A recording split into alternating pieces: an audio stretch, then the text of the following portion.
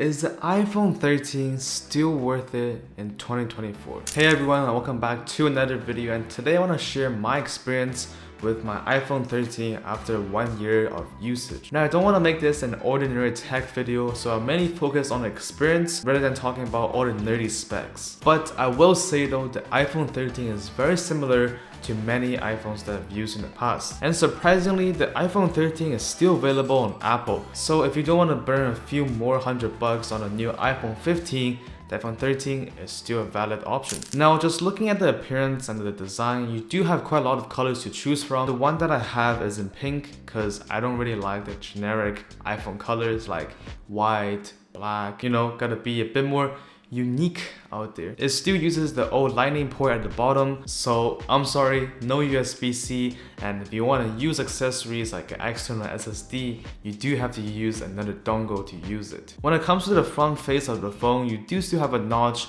but a smaller notch compared to the 12, but still not a dynamic island like the 15. On that notch, you obviously have your front-facing camera, which we'll talk more about later on in this video. Onto the sides, you have the power button on the right and the volume controls on the left with that silent switch. Yes, I know, no action button, but you take what you get, right? Now, I will say though, sometimes when you're rocking with the case, these buttons on the sides does not feel clicky as how they should be without the case. So I don't know, maybe it's just me. When holding it in the hand, it just feels like any other iPhones, and personally, you won't feel the weight at all at only 170 grams. And you can go and scroll your phone for as long as you want and you still won't feel heavy. Now, as you can see, I am running a case on my phone, of course, and this one is from Spigen. And by the way guys, I do leave everything I talk about down in the description.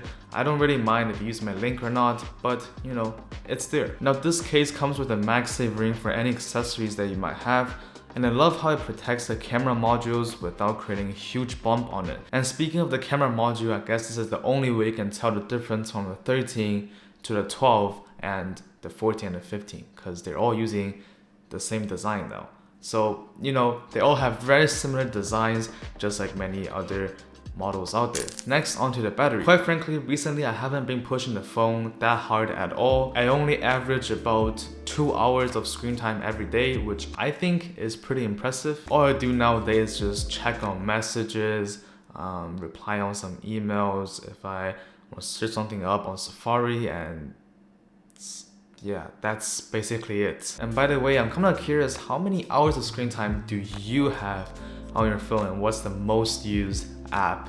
So tell me down below. Most days I still have 60 to 70% of the battery left, and I only charge them every day at night. So I guess that's probably why I still have a pretty decent battery health at 93%. Honestly, I've seen way worse battery health percentage before on my friend's phone. I remember he just bought an iPhone 15 Pro Max, and after just 1 month of usage, it's already down to 96%. Now, I will say though, when I was still pushing this phone throughout the day at my summer internship, where I have to use it literally throughout the day because I'm outside, I'm out there in the office working instead of just staying home, it does sometimes struggle to last the entire day. Oftentimes the battery will already be down to 20% at only 5 or 6 o'clock. So if you're a power user and you find yourself using your phone a lot, you definitely need some extra juice, like bring a extra power bank with you. I'm actually using this to power the light, the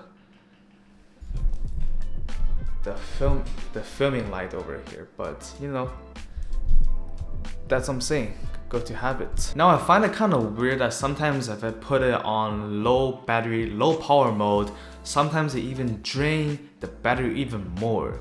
So it just doesn't make sense. Isn't it supposed to help to reduce the draining of battery? Because I don't know. So the single most important thing that I'm looking in at the phone is the cameras. As a photographer, filmmaker, content creator, whatever you call me, I take a lot of videos and photos on my iPhone. Matter of fact, let's check. I have around 2,500 photos and 1,800 videos taken on this phone only in 1 year, the past year, which I don't know if that's good. Now, instead of just me talking about the camera quality, now let me just show you some of the pictures I took on this iPhone 13. Now, just so you understand, just like any other phones, you can't expect great results if the conditions, the lighting, the colors of the object you're shooting, if it's not good, then your camera can't do much to help it. But as you can see, the camera still has great colors and sharpness, giving you a pretty Apple looking results. All these pictures are straight out of camera. I didn't put any color grades or editing on them, so you're the judge yourself whether if it's looking good or if it doesn't look so good. Tell me down below. Alright yo, now I'm outside. I'm recording on this iPhone 13's front facing camera. This is 1080p 30 IPS, and you can kind of hear how good the audio is. You can hear some birds. Today is January 26th and it's like 3 degrees out here, which it's crazy. I thought it's supposed to be winter. I'm not even wearing a jacket. So now let me switch to the back camera real quick. So this is the 1x, you know, pretty cool. This is like 26mm focal range, and this is boom. This is 0.5. You know, that's how we're looking. My little camera here. Now it can record up to 4K 60 FPS, which I've never used and I would never use because the files are humongous. They're just not the best for content creation in my opinion. But yeah, all the way, if you're planning to creating content, when you're starting out, you do not need a camera like this, such a big mirrorless fancy Sony camera. This could be a pretty good option, and if you start vlogging or just any kind of videos, you're definitely up for a good treat if you use this phone. Oh yeah, and before we leave, this is a quick stabilization test. You can see, guys, I don't have the most steady hands, but I definitely have some sort of, you know, experience with all the photography work that I do. But as long as you don't have like earthquake level shaky hands, the stabilization can still save you, and the video can still look buttery smooth like this. So yeah, let's go back. Last but not least, let's talk about the screen on the iPhone 13. It's honestly a joy to consume content on this phone. The color looks great, the display is high quality, and it's just a solid experience. Now I hate to break it to you, but the iPhone 13 only have 60Hz of refresh rate. So no pro features here. And funny enough, I do find myself getting a bit of headache when I just got this phone. Like after using a 120Hz device for a long time, and you go back to this phone and you just get a bit headache, you're like, why is this so laggy? So you might expect taking a while to get used to coming down from 120Hz to 60Hz. Now, if you're outside a lot, you won't have trouble seeing the screen, as it can reach up to 1200 nits of brightness, but that will definitely drain your battery down a bit more. Now, I can't really talk about the quality of the screen because I'm always rocking a screen protector on it. Not sure if you can see the details.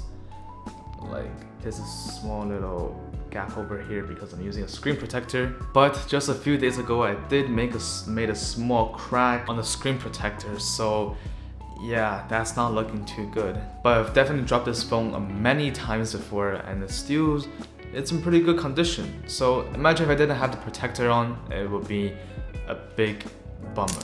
So that's my review of the iPhone 13 after 1 year of use. I hope this video have helped you to decide whether if this is a good phone for you. And if you found this video helpful, make sure to leave a like and drop a sub, and hopefully I'll see you in the next one.